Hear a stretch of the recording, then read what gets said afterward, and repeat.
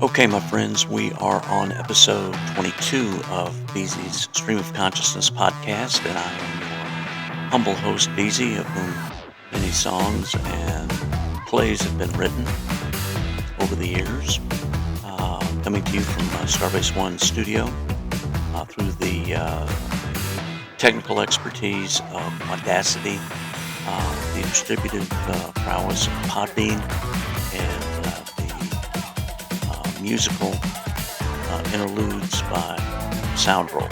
So, had a lot I wanted to do on the show today, but things came up, and it was found out that the story time portion of our program was going to run longer than I expected. So I'm going to get right into that, and we're not going to do the top 10 today. Maybe tomorrow, maybe Sunday.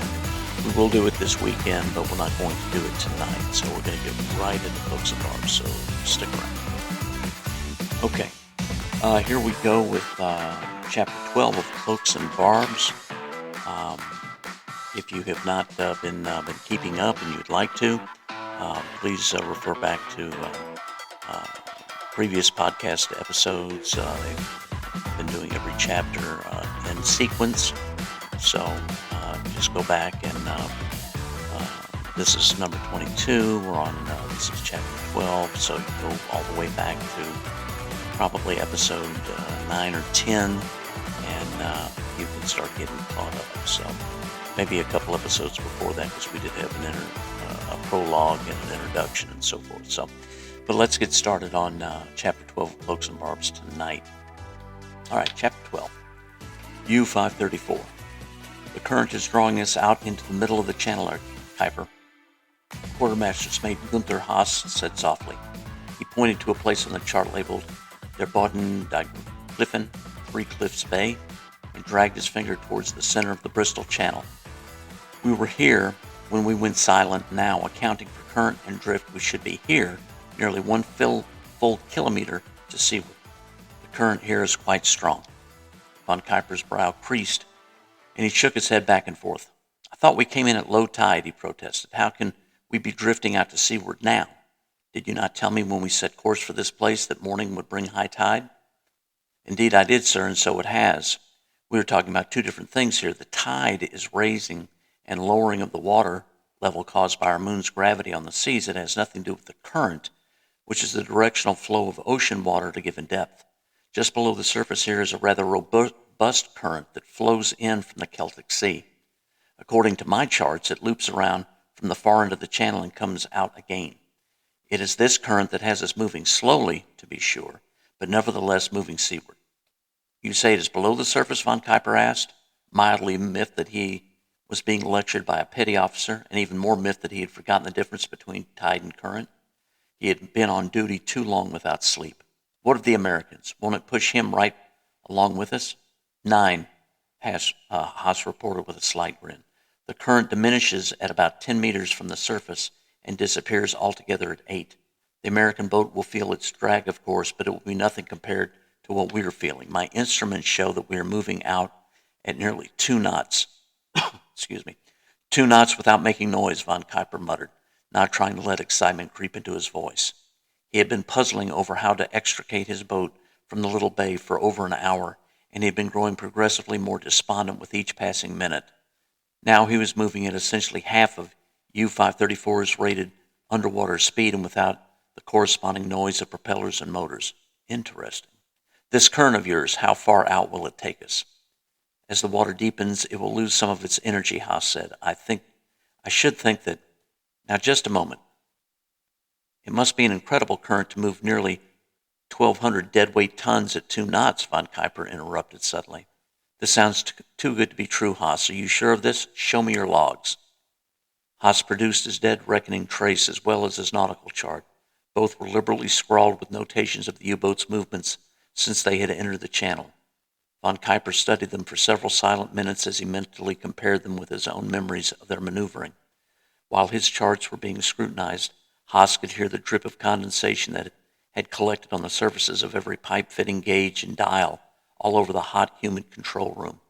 The stale air reeked of diesel fuel and sweat. He saw another sailor enter the compartment through the aft hatch carrying a container of quicklime and soda to help reduce the amount of carbon dioxide in the air. The chemicals gave the atmosphere in the control room a sharp, rather acrid smell that vaguely reminded him of antiseptics. At last, von Kuiper grunted and handed both charts back to his navigator. "They appear to be in order," he said simply. He rubbed the stubble on his cheeks pensively as he studied the title chart before him. "Assuming that you are correct," he said, "where would this current put the Americans right now?" Haas pointed to a spot closer to shore. "Here, sir. They have drifted 100 meters, perhaps, during the same time that we have drifted nearly 10 times that distance. If we do correct for the drift, I would say that in another 30 minutes' time we will be here, where the channel begins to deepen. The current will diminish at that point, and our drift will decrease until we are nearly still." "So what you were telling me is that we have drifted right past the American, and that we will be in deeper water in half an hour's time?" "That is correct, Herr Kuiper. You might verify this with the sonarmen, but when we get back into deeper water, it will have greater salinity than this brackish stuff here at the bay. As you know, salinity affects sound propagation. Any moderate sounds we make will be reflected away from the surface. We may be able to start our engines and slip out of these waters without the Americans or anyone else hearing us. That is the theory, of course." Von Kuiper's eyebrows went up. "Yeah, I will check with sonar on that one, Haas. If you are correct on all of this, and if we make it back to port, I will see to it that you make chief."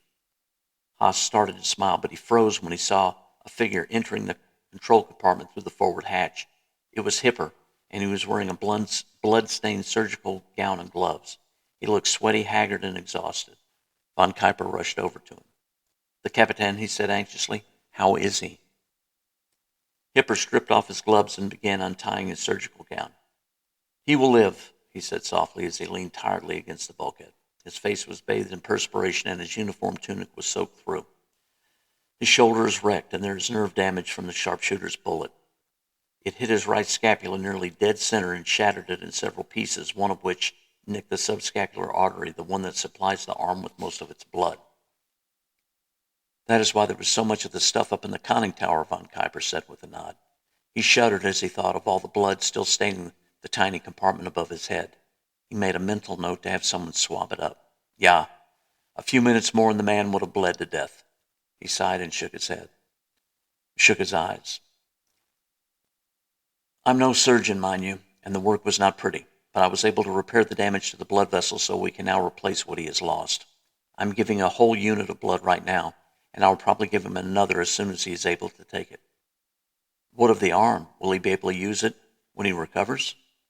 Hipper shook his head and ran his hands through his grimy hair. "I do not know. I had to piece the shoulder blade back together like a kinder's jigsaw puzzle. I saw the dorsal scapular nerve." He placed his hand on Von Kuiper's neck to show him the location. "Suffered some damage, but I know little of neurology. I did not touch it because I would have done more harm than good. He will need a specialist back home. I know of an Oberst in the Wehrmacht who is reputed to be the best neurologist in all of Europe. His name is Meyer, and it is said he has treated the Fuhrer. Perhaps he can mend the Capitan in those areas where he is experten. I am merely an amateur drawing pay." He smiled wanly at his own joke and looked around the control room. "And what is our situation here? I was told that I could not run my ventilators, which made for very uncomfortable surgery. As you can see, I am a stinking, sweaty mess. I would kill for a smoke, too, but I see that the smoking lamp is out. Are the Americans still about?" "They are," Von Kuiper said with a knowing smile, "but not as close as they were. God willing, we will be able to resume normal operations within the hour." "Das ist gut," Hipper said. "Yeah, it is. Now, this is important, Hipper. When will I be able to speak with the Capitan?" "Not for a while yet," Hipper said, shaking his head from side to side emphatically. "He has taken great hurt and requires rest, lots of it. And when he does awaken, he should not be overburdened with shipboard worries. You are very experienced. The boat will be in good hands while he recovers. I should like to see him rest all the way back home if possible. He is quite headstrong, our Capitan, and he will probably not want to listen to his friendly shipboard corpsman." "We shall see about that," Von Kuiper said, giving the corpsman a friendly slap on the cheek. "You have done well, Hipper. Go forward and have some tea. and have some stewards send back here for some for the lads. I would prefer a Pilsner, sir, Hipper said with a grin. We all would, Hipper. God knows I could use one right now. USS Barb. You would think this place would be crawling with Brits by now, Dunaway observed quietly while he sipped from yet another mug of coffee. It was his fourth cup in the last hour and a half, and the combination of fatigue and caffeine was giving him the shakes. As they like to say, this is their manner. All of their HDMLs are in the Irish Sea right now, Matthews said, puffing on a cigar as he leaned against the Pelorus just aft of the hatch leading down in the conning tower. They don't carry sonar or torpedoes, so they wouldn't be much help to us. They're like little PT boats minus the fish. A couple of old R boats are supposed to be headed this way, but the Brit commanders got to be worried about having them blunder into one of our kill zones, so I can't imagine. I imagine they're taking their sweet time. He looked at the eastern sky. It was already turning from a dark, dark blue of early morning to a more light of pre-dawn. The stars were already taking flight, and the moon was about to set. Sunrise is about an hour away. Bogue is supposed to be sending a flight of Avengers this way with sonobuoys if we need them. Those are pretty nifty gizmos, Dunaway said as he drained his mug. Yep. The latest thing in anti-submarine warfare, a miniature sonar set carried by aircraft and dropped wherever it's needed. Both active and passive modes, too, all automatically radioed back to the aircraft. I sure hope the other side doesn't pick up on this idea before this thing is over, or else our job will get a hell of a lot harder. I don't know about you, Skipper, but I think our job is plenty hard enough as it is. He suddenly frowned as he looked towards Tor Bay. His brow furrowed as he appeared to be puzzling over something. He took a step back to the Pelorus and took a quick compass reading as well as a shore sighting through its veins. Is it just me, Skipper, or have we drifted a bit to seaward? Yeah, there's a little current in here that we didn't know about. I guess we've moved about 80 yards or so since we stopped the engines. Dunaway mulled that over for a while, rubbing his temples in slow circles. What's on your mind, Robert? I'm not sure, sir. Maybe I'm missing something here. We've been on the go since before dawn yesterday, Matthews allowed. He took a long puff on a cigar and exhaled a wisp of blue smoke. We're all beat, that's for sure. Even with all the coffee I've been drinking, I could sleep for a week if given the chance. What do you think we're missing? This current. If it's moving us out like this, what do you suppose it's doing to the Kraut boat? He's not using his screws, so he's just sitting there, right? His eyes went wide suddenly. He put his hand to his forehead. Damn, Skipper. What if this current has carried him further out? You know, any currents in here will increase with depth. We're on the surface, and he's at periscope depth at least. He could have just slid right under our nose without us ever knowing it. The light apparently came on in Matthew's head as well. His expression hardened and his hands tightened on the shell plating of the deck until his knuckles were white. He could be long gone, he said grimly and quietly. How the hell could I have missed that? I recommend an active search, sir, Dunaway said, right now. Matthew's lips were drawn into tight, angry lines, and he tossed a cigar over the side. Make it so, he growled. U-534. Von Kuiper had just taken a scalding gulp of tea when he heard a sound he'd been dreading for the last 2 hours, a high-pitched ping that reverberated against the metal hull of his boat. American active sonar, hissed the sonarman. Localize it, Von Kuiper ordered. Feed the data to the fire control team. He turned to his most senior Chief Petty Officer, Boatswain's Mate Wilhelm Becker, who stood by at the fire control station. Make ready the stern tube, Becker, he said quickly. I want to be ready to get off a snapshot if it becomes necessary. The American is approximately 1 kilometer away on bearing 180 relative, sonar reported. It was not a strong signal, though. He must have his transducer pointed away from us, sir. A half-smile formed on Von Kuiper's face. He thinks we are still unsure of him, he said with a chuckle. He will soon learn the error of his ways. I hear his diesels now, sir, the sonarman said. He is engaging his propellers. That will be a mistake, my friend, Von Kuiper said quietly as he looked up at the overhead. You are tired. We are tired. You are getting over-eager. Starting your engines will only mask our departure and deafen your own sonar. He turned to Quartermaster Haas, who has been over the chart table.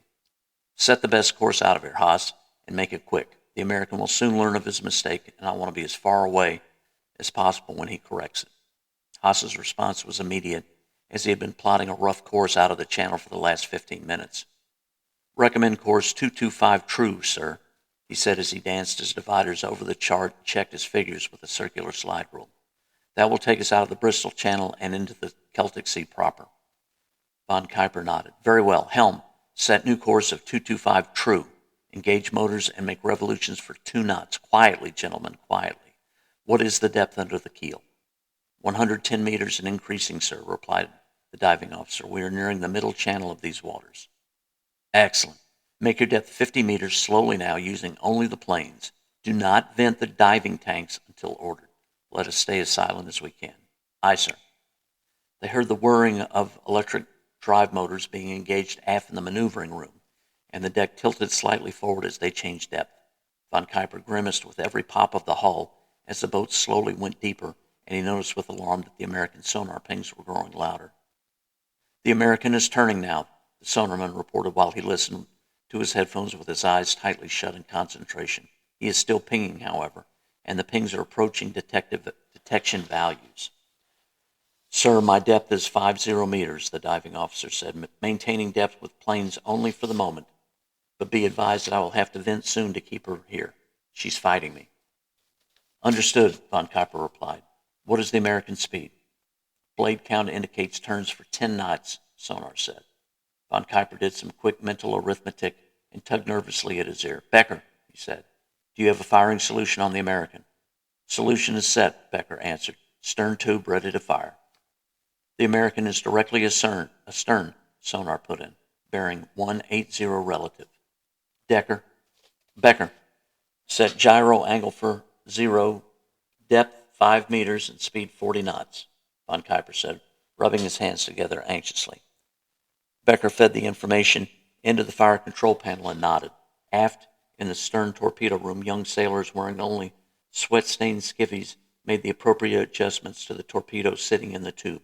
Presently, a white light illuminated on Becker's panel, indicating they had only to flood and open the outer door before firing.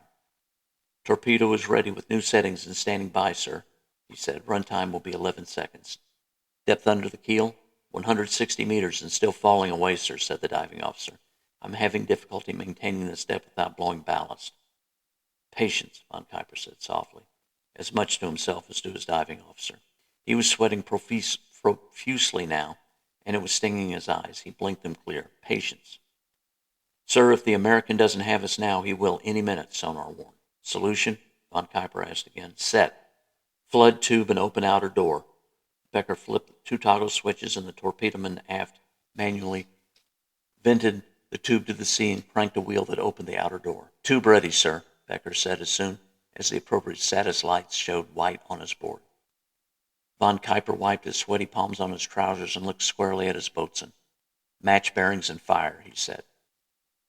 USS Barb. Torpedo in the water, dead ahead, Norris yelled shrilly, so much so that Matthews and Dunaway could hear him all the way up on the bridge. It's real close, sir. All ahead flank, Matthews ordered. Right full rudder. Barb's forward diesels, which had been purring along at less than half their rated power, came alive with a roar, and the water after the boat churned into white foam as her twin screws spun up to full speed. Her rudder was pushed against its stops as well, and the boat leaned to her port side while she made a frantic starboard turn. Matthews, Dunaway, and the rest of the bridge crew held on to whatever they could as they tried to keep their footing. Do you see it? Matthews called over his shoulder to the lookouts. Unfortunately, a high cloud picked that particular moment to interpose itself between the moon and the Bristol Channel, darkening the surface of the water and foiling the lookouts' attempt to see the torpedo's bubble wake. For several uncomfortable seconds, they all strained to see any sign of the inbound weapon. I see it, the portside look finally called. Fish in the water, broadside on the port beam. Matthews could see it too, and he could see that it was going to hit. Barb was turning fast, but not fast enough. He judged that Barb's stern wouldn't clear the torpedo's path, and that it would hit somewhere in the vicinity of the after torpedo room. All hands brace for impact, he yelled. Dunaway watched with morbid fascination as the German fish bored in, making a path for the boat's stern.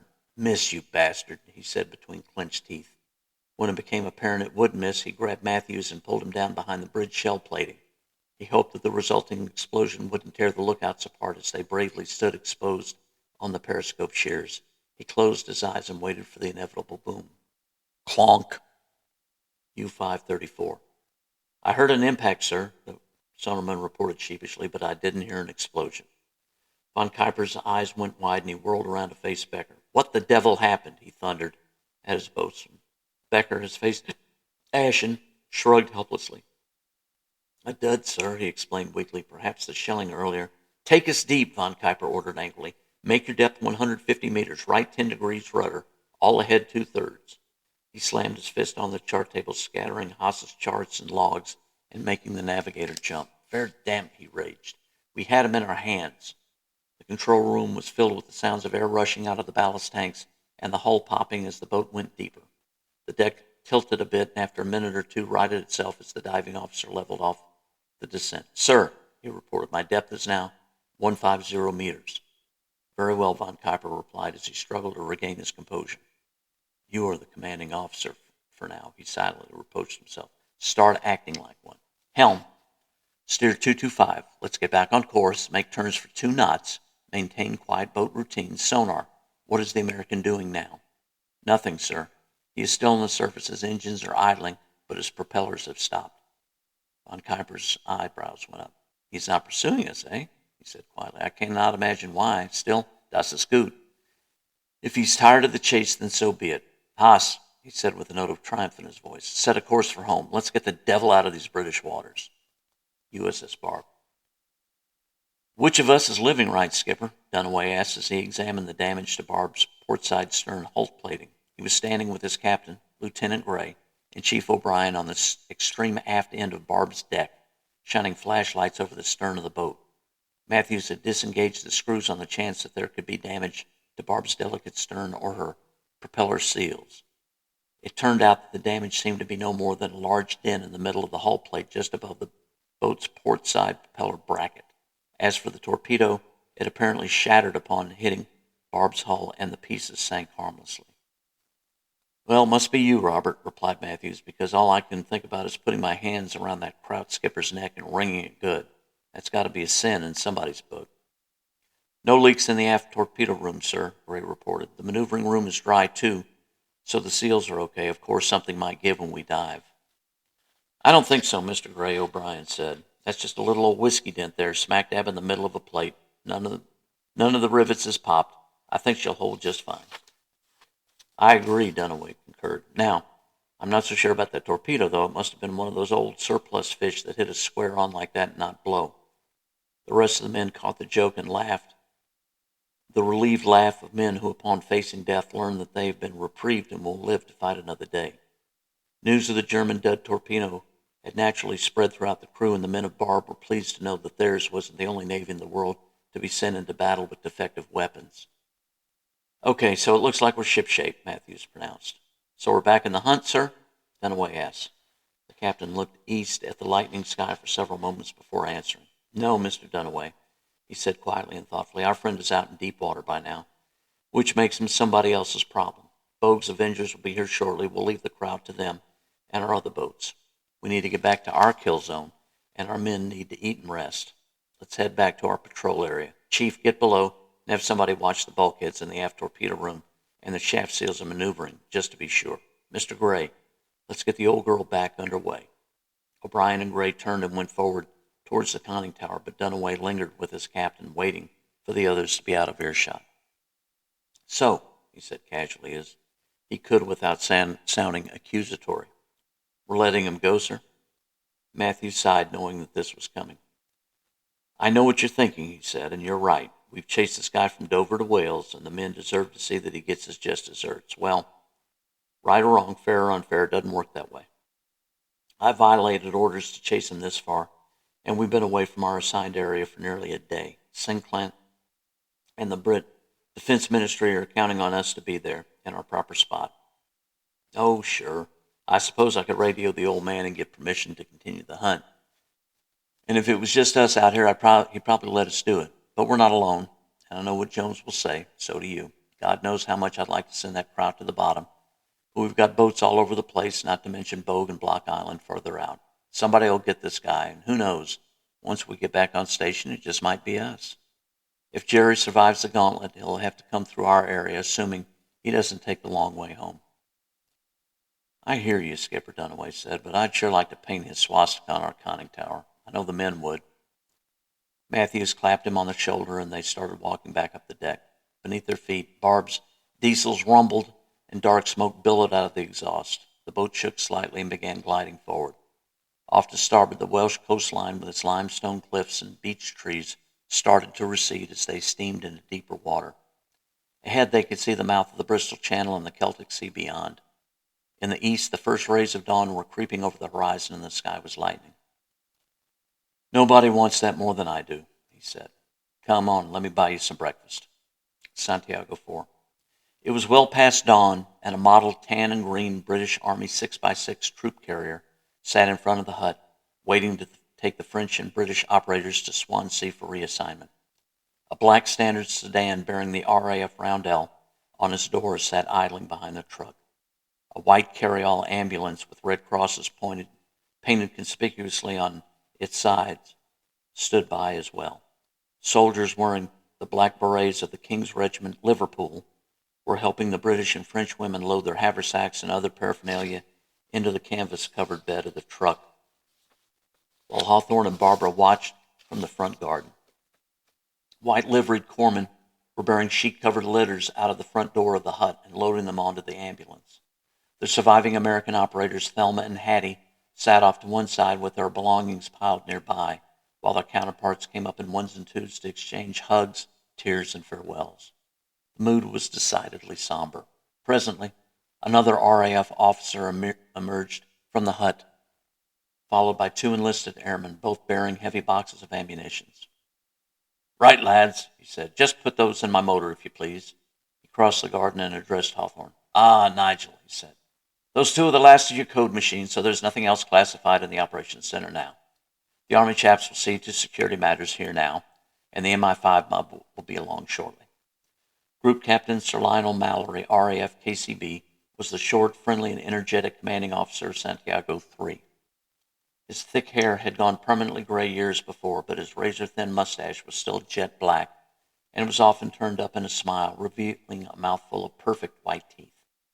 On the left chest of his olive uniform tunic was the crimson ribbon of the Most Honorable Military Order of the Bath, the only decoration he wore informally, but one that showed that he was a knight commander of the order, an honor bestowed on him for conspicuous gallantry in the air during the Blitz. Hawthorne considered him more than merely a colleague. The two had flown together before the war in various postings, and Mallory was the closest thing Hawthorne had to a best friend. So that's it, then, Hawthorne said flatly. This was a damn good post, Lionel. He looked at Barbara. Damn fine operators, too. Your lot had the best marks of anyone in the group, Mallory allowed. It's a pity to break it up, but I'm pleased indeed that you, at least, will be joining me, albeit temporarily. It will be good to have a brain like yours to pick now and again, while our Lord Remington can decide where best to utilize you. That made the normally proud Hawthorne smile and look away embarrassed. And you, lass, he said to Barbara. I should be very happy to have you too, but apparently that isn't meant to be. You and your lot will enjoy London, I think. I'm looking forward to it, Group Captain, Barbara replied. I know my girls can use the time off. They've earned it, Hawthorne said quietly. He saw that the British and French operators were now climbing into the back of the truck, while the others got as comfortable as the wooden benches along each side of the bed would allow. Carstairs and Desjardins turned and caught Hawthorne's eyes. Excuse me, he said, and left Barbara and Mallory alone to give his farewells to the women. He's quite disappointed that he won't be joining them, Mallory observed. Excuse me, sir? Barbara asked. Nigel, your group captain there, wanted so very much to be joining them at Bletchley Park with Lord Seymour, Mallory said softly. What happens at Station X is vitally important, Lieutenant, vitally important. But what happens here, at these listening posts, represents the tip of the spear, as it were. You see, we are the first to hear the raw signals and see the raw data. Everyone further up the chain, important though they may be to the overall operation, merely gets what we send them. We are the gatherers of intelligence, and they are the analysis. And for my part, I prefer to be the gatherer. He nodded in Hawthorne's direction. In his heart of hearts, my mate Nigel there is a gatherer too. I hope I get to keep him for a while, once he's finished with that MI5 debrief, of course. He's a good man, Barbara acknowledged, and a fine officer. And a damned fine, good friend, Lieutenant. You were indeed fortunate to have worked with him here. They saw that Hawthorne had finished his goodbyes and that the driver had fired up the diesel engine. It came to life with a loud clatter and large puff of black smoke, and Hawthorne had to stumble back towards the gate, coughing and smiling. The women giggled and waved to him, and presently the truck began moving slowly down the road towards Swansea. Barbara raised her hand in farewell and saw that Carstairs and Desjardins were doing the same. I'm going to miss those girls, she said softly. As the truck rounded the bend in the road and passed out of sight, she sniffed and turned her attention to the ambulance. The corpsman had loaded the last of the bodies on board, and now they were closing the big double doors. She watched as Hawthorne spoke to them briefly.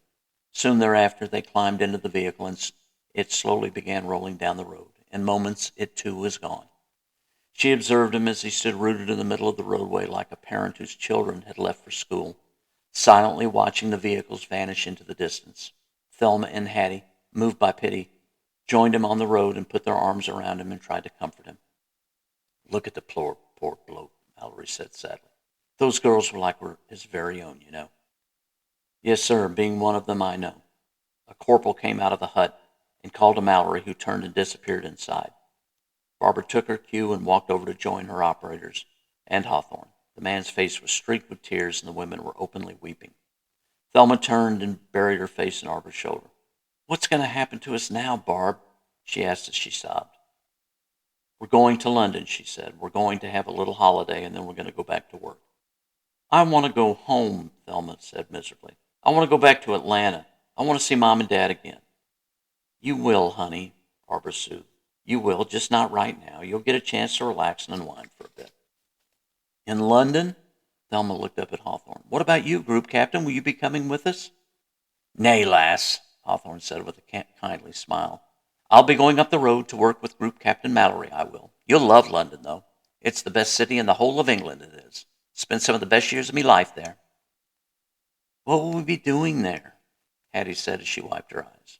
Well, dearie, you'll report to Air Commodore Remington for starters, Hawthorne explained. He'll have you lot put up somewhere nice, I would imagine, and you'll talk to some RAF people, medicos properly, who'll help you get over your fright. And then after you've rested a bit, you'll probably have a go with Remington's staff at Station L, doing pretty much what you've been doing here, listening and analyzing Jerry's communications. You're good at that, you know. He took a finger and wiped a tear that was running down Hattie's cheek. It'll be fine, lass. Really it will.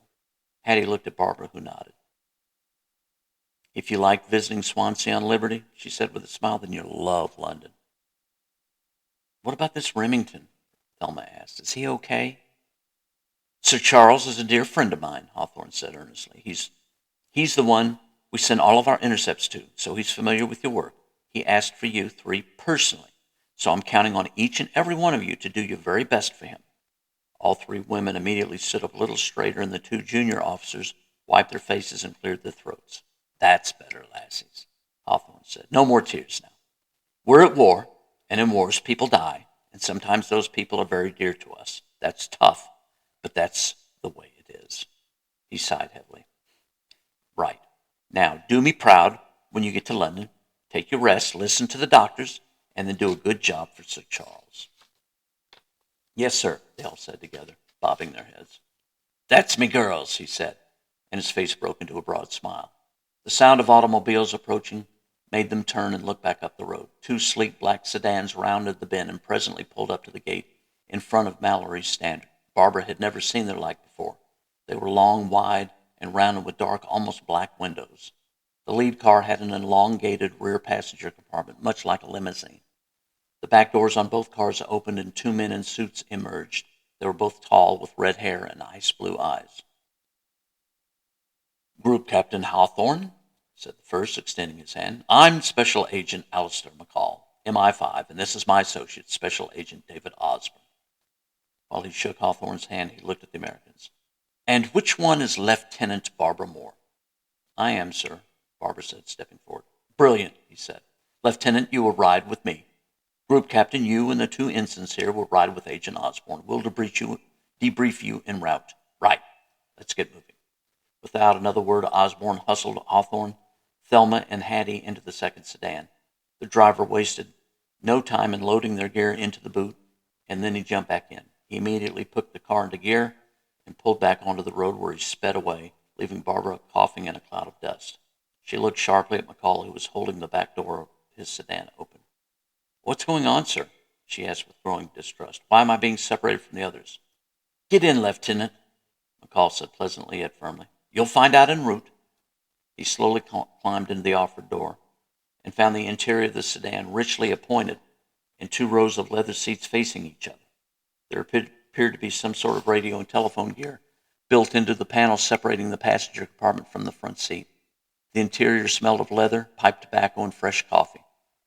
There was another man seated in the rearward-facing seats. He was an older man with thinning white hair and reading spectacles on his nose. He wore officer's khakis with 4 stars on each lapel and aviator's wings above his left breast pocket.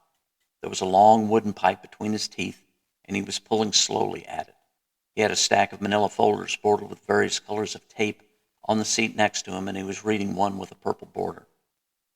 "Sit down, Lieutenant," he drawled without looking up. Barbara immediately recognized his accent as being from Texas. McCall climbed in and sat next to her as he shut the door. She felt the boot closing behind her, and a moment later the driver, a British Army Sergeant Major, jumped in the front seat. "Let's get underway, Sarge," the man said, and the driver instantly complied. He put the car into gear and expertly turned the wheel in a wide semicircle so that they were headed back inland. Barbara noted that the driver soon had the big sedan running flat out, and the Welsh landscape outside her window was speeding rapidly by. Lieutenant Moore? Lieutenant Moore, this is Admiral James Trimble from your Navy," McCall said somewhat nervously once they were moving. "I believe that he has a few questions for you." "Admiral," Moore said with a nod. Trimble said nothing for a while, but continued to examine the contents of a folder and pull at his pipe.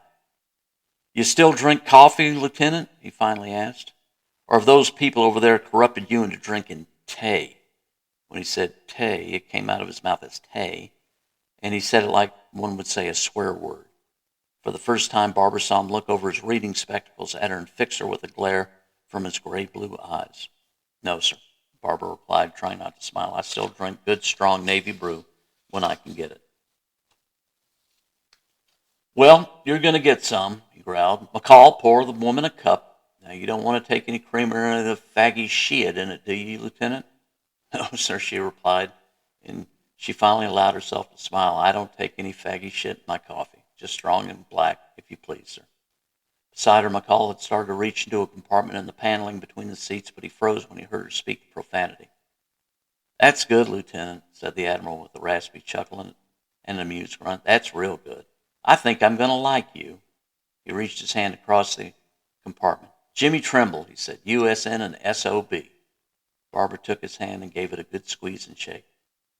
"Barbara Ann Moore, USNR and WAVE," she replied and pointed at the pipe. "That's a mesquite pipe, isn't it, sir? My granddad smoked one just like it." "Did he now?" asked the Admiral with obvious satisfaction. "He must have been from Texas, because that's the only place in the old world where a man can get 'em." "He was from Weatherford, sir. That's a little place—" "I know exactly where it is, young lady. It's 30 miles west of Fort Worth on US 80. What sort of stuff did he smoke in his?" Barbara took a sniff of the smoky air in the car. "I believe it's what you're smoking now, sir," she said. "Perique, isn't it? Granddad told me it came from some place in Louisiana. St. James Parish, I think. And it was his favorite. I remember the slightly fruity aroma. It's strong, but a little sweet. I always loved smelling it when I was a little girl.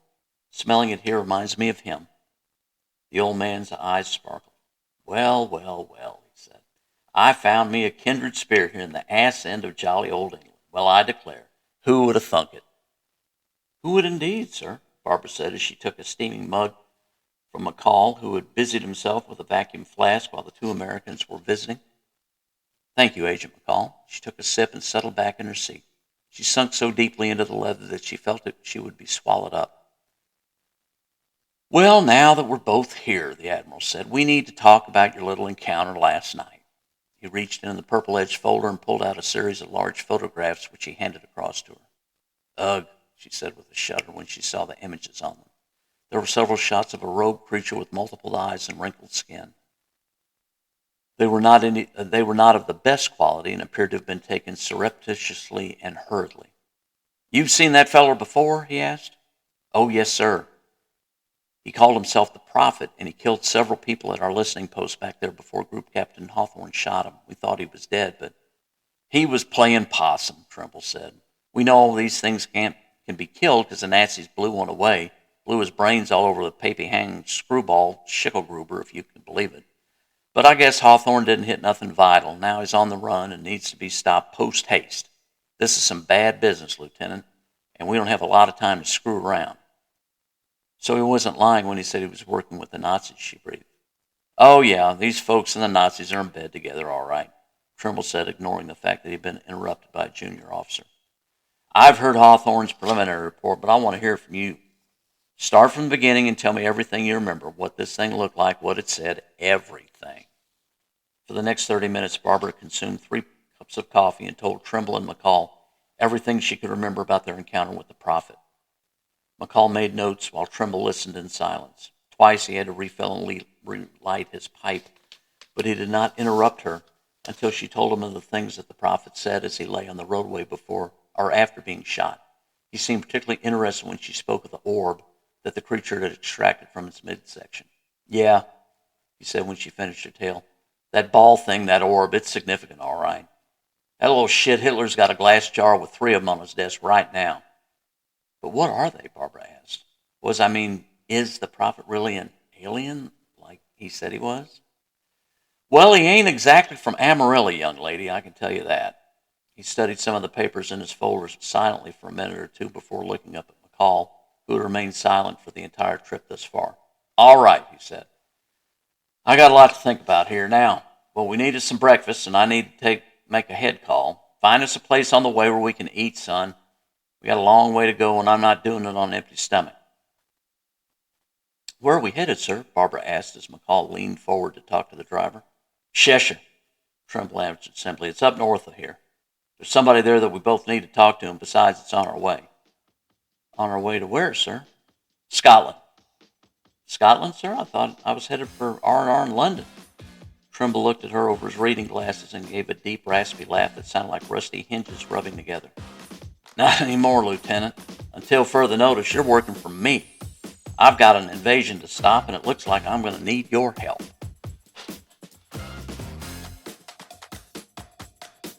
Okay, kids, well, that's it for this edition of Stream of Consciousness podcast, and we will be back tomorrow with another edition. We'll talk about some different things, and then we'll right back into the book because we need to get moving along. So, on behalf of everyone here at Starbase One, wish you all a very good day, and please live on.